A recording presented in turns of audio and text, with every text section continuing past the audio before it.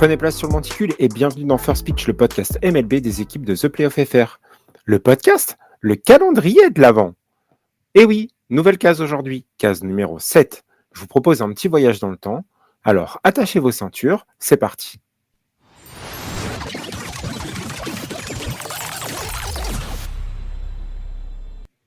Ah, nous y voici.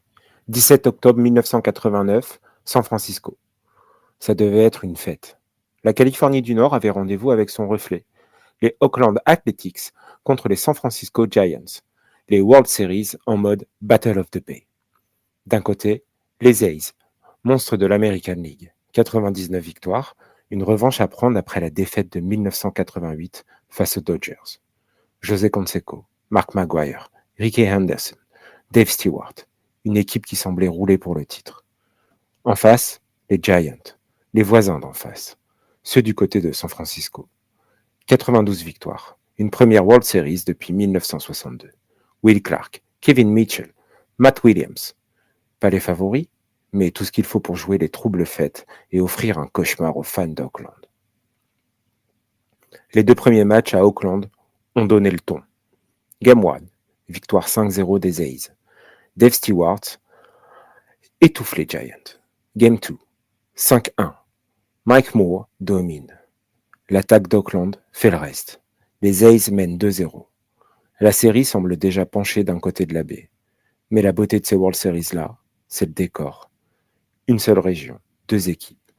Un pont qui relie les deux mondes. La baie. La presse parle de Battle of the Bay. Le pays entier regarde la Californie se battre avec elle-même. Le Game 3 doit marquer le sursaut des Giants. On quitte le Coliseum pour Candlestick Park, ce stade un peu froid, souvent balayé par le vent. Mais ce soir-là, tout est presque idéal. Il fait autour de 17-19 degrés, le ciel est dégagé, un léger vent venu de l'océan, une météo parfaite pour le baseball d'octobre.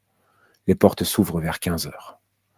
Les gradins se remplissent doucement, les maillots orange et verts se mélangent. On discute, on chambre, on refait les deux premiers matchs. Vers 16 heures, les joueurs s'échauffent. Les A's détendus mais concentrés. Finir le boulot vite. Les Giants jouent leur survie. À 17 heures, le stade continue de se remplir. Un peu plus de la moitié des spectateurs ont déjà pris place. L'hymne national vient d'être joué. Les caméras d'ABC Sports sont en place. Al Michaels et Tim McCarver racontent le contexte, préparent le pays à vivre une belle soirée de baseball. En tribune, l'ambiance est électrique mais sereine. Personne ne sait qu'à peine quelques minutes plus tard, les World Series vont sortir du terrain pour entrer dans l'histoire. 17h04, heure locale. Sur ABC, on a pris l'antenne depuis 4 minutes 34. Michaels et McCarver commentent encore les images du Game 2. Dans ce contexte, on est en bas de 4e manche. Canseco marque sur un double parfait signé Dave Parker. Et soudain, on entend subrepticement, derrière les voix des commentateurs, quelque chose, un grondement, des cris lointains. Bruit qui ne ressemble pas à une foule en liesse.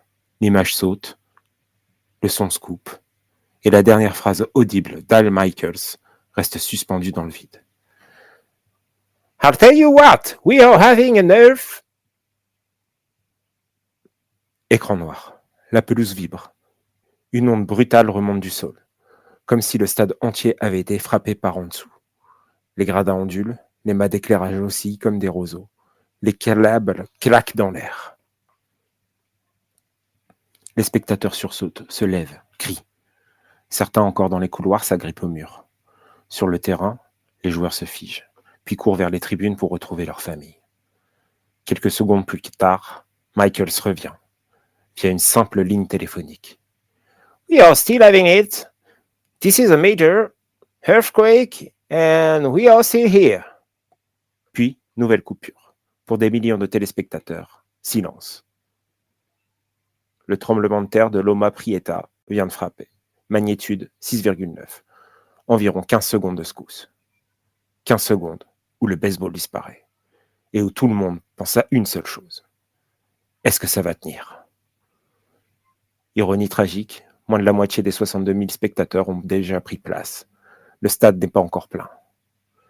Et cette charge réduite lui sauve peut-être la structure. Un autre détail incroyable ressortira plus tard. Les gigantesques bouchons menant au stade ont sauvé des vies. À 17h04, des milliers de fans étaient encore coincés sur l'autoroute. Ils ont échappé aux zones les plus dangereuses du stade, parce qu'ils étaient en retard. Un soir de World Series où la lenteur aura été, paradoxalement, une protection. 17h05. Les annonces guident d'évacuation. Les gens paniquent, mais il n'y a pas de mouvement de foule incontrôlé. Le personnel applique le plan catastrophe. Aide les enfants, les personnes âgées, les personnes handicapées. Dehors, l'angoisse change de format. Les lignes téléphoniques saturent. On entend les premières bribes à la radio. Gros séisme, dégâts importants. À 17h45, les premières images arrivent. Le pays découvre l'ampleur du drame. Le Bay Bridge, une section effondrée, des voitures écrasées, des secouristes en course contre la montre. À Auckland, la Cypress Freeway, une autoroute entière repliée sur elle-même. Des dizaines de voitures prises au piège, des pompiers creusent à la main, des sauveteurs qui risquent leur vie. Dans San Francisco, des immeubles en briques éventrés, des façades tombées, des habitants piégés. La Battle of the Bay vient de devenir une tragédie. Bilan, 63 morts, des milliers de blessés, des infrastructures vitales détruites. Une série suspendue, une communauté en reconstruction. La MLB reporte le match, puis suspend la série pendant 10 jours. Quand Game 3 finit par être joué, ce n'est plus la même ambiance. Le baseball reprend, parce qu'il faut reprendre quelque chose. Les Athletics balaient les Giants en 4 matchs. Sportivement, un rouleau compresseur. Mais personne ne se souvient de ces World Series pour le score. Ils resteront comme The Earthquake Series, la série où le sport a été littéralement coupé par la terre.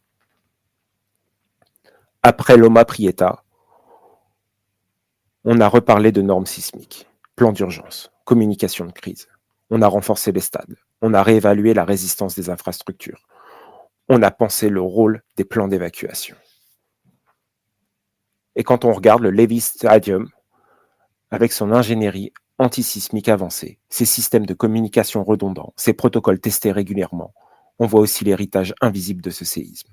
Parce que ce jour-là, la nature a rappelé à tout un pays qu'un événement sportif, même le plus important, reste minuscule face au monde réel. Mais il y a autre chose aussi. Des joueurs courant aider leurs proches, des supporters s'entraidant, des voisins ouvrant leurs portes, des villes se relevant ensemble. Le World Series 1989, c'est l'histoire d'une série interrompue et celle d'une communauté qui se révèle. Le Game 3 est devenu l'un des matchs les plus célèbres de l'histoire. Un match qui n'a presque pas existé. Un match où la Terre a parlé plus fort que le baseball.